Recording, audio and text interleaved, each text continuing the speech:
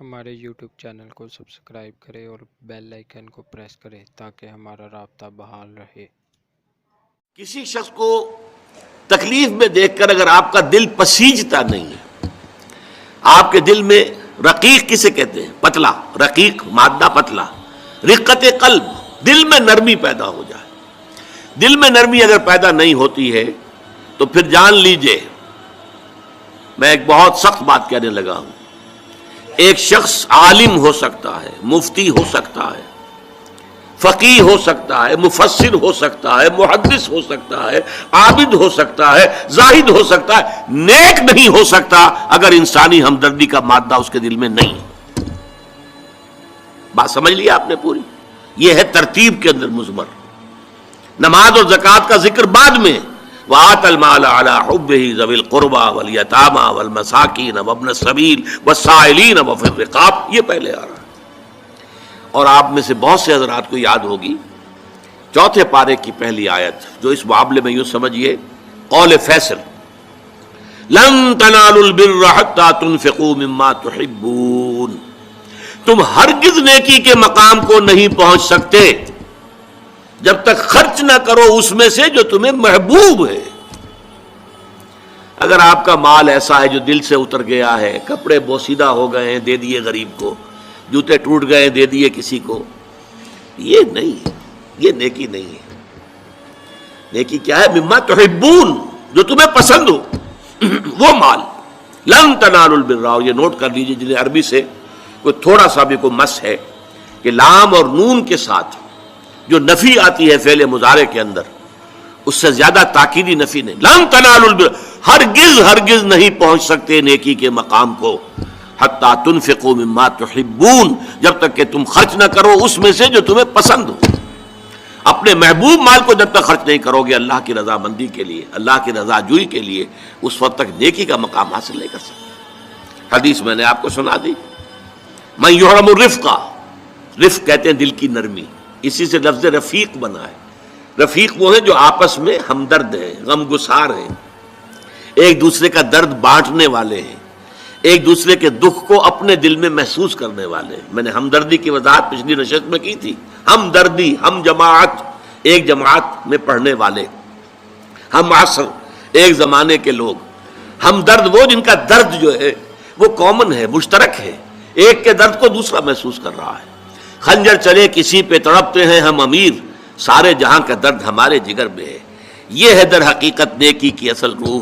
میں پھر دوہرا رہا ہوں، جس میں یہ نہیں ہے، جو بخیل ہے، جو کٹھور دل ہے، جو سخت دل ہے، وہ عابد ہو سکتا ہے، زاہد ہو سکتا ہے، مفسر ہو سکتا ہے، محدث ہو سکتا ہے، فقیہ ہو سکتا ہے، مفتی ہو سکتا ہے، لیکن نیک نہیں ہو سکتا۔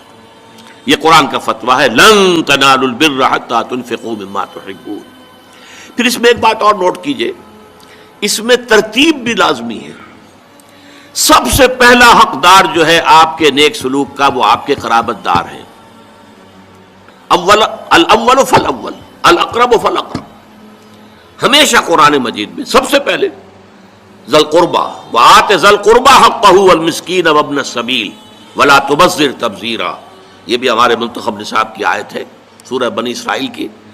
اور تم حق ادا کرو جو ذی القربیٰ ہیں، قرابت دار ہیں، رشتہ دار ہیں۔ یہ خاص طور پر بات کیوں کہی جاتی ہے؟ عام طور پر قرابت داروں میں، قریبی رشتہ داروں میں شکر رنجیاں ہوتی ہیں۔ اب فلاں جو ہے، فرض کیجئے کہ کوئی چھوٹا بھائی فوت ہو گیا یا بڑا بھائی فوت ہو گیا ہے، اور دوسرا بھائی جو ہے اچھا ہے، جو فوت شدہ بھائی ہے اس کے حالات اب خراب ہیں، بیوہ ہے، بچے ہیں، کوئی ذریعہ معاش نہیں ہے، اور یہ شخص جو ہے وہ صاحب ثروت ہے، صاحب دولت ہے، یہ اوروں کو تو خیرات دے گا، اپنے یتیم بھانجا اور بتیوں کو نہیں دے گا۔ کیوں؟ انہوں نے یہ کیا تھا، انہوں نے یہ کیا تھا، انہوں نے فلاں وقت یہ کہہ دیا تھا، وہ بھابھی نے فلاں وقت جو ہے میرے ساتھ یہ معاملہ کیا تھا۔ اس حوالے سے شکر رنجیوں کی وجہ سے ان کو چھوڑ کر دور دراز جا کر ریوڑیاں بانٹی جائیں گی، لیکن جو اصل حقدار ہیں ان کو چھوڑ دیا جائے گا۔ اس کا تجزیہ کیجئے، اس کا مطلب ہے یہ اللہ کے لیے نہیں دیا جا رہا۔ اگر اللہ کا جذبہ ہو اللہ کو راضی کرنا، تو پھر تو دیکھو کہ اللہ نے سب سے پہلا حقدار کس کو بنایا، پھر تو دیکھنا ہوگا ترتیب اللہ کی۔ اللہ کی ترتیب میں تو وآت المال علی حبہ ذوی القربى، ذوی القربى سب سے پہلے ہے، اس کے بعد یتامى ہے، مساکین ہے، وابن السبیل ہے، والسائلین ہے، وفی الرقاب ہے، لیکن اولین جو ہے ذوی القربى ہے۔ جیسے حدیث آتی ہے کہ حضور نے فرمایا من احب للہ وابغض للہ واعطى للہ ومنع للہ فقد استقبل الایمان، جس نے اگر کسی سے محبت کی تو اللہ کے لیے محبت کی، کہ اللہ کو پسند ہے کہ اس سے محبت کی جائے، اور کسی سے بغض اور عداوت رکھی تو وہ بھی اس لیے کہ اللہ کو پسند ہے کہ اس سے بغض رکھا جائے، اور اگر کسی کو کچھ دیا تو اس لیے کہ اللہ کو اس کا دینا پسند ہے، اور کسی سے کچھ روکا تو اس لیے روکا کہ اللہ کو اس کا روکنا پسند ہے۔ یعنی انسان کے تمام اعمال کا اصل موٹو جو ہے وہ ذات باری تعالی اور اس کے احکام اور اس کی پسند اس کی ناپسند بن جائے۔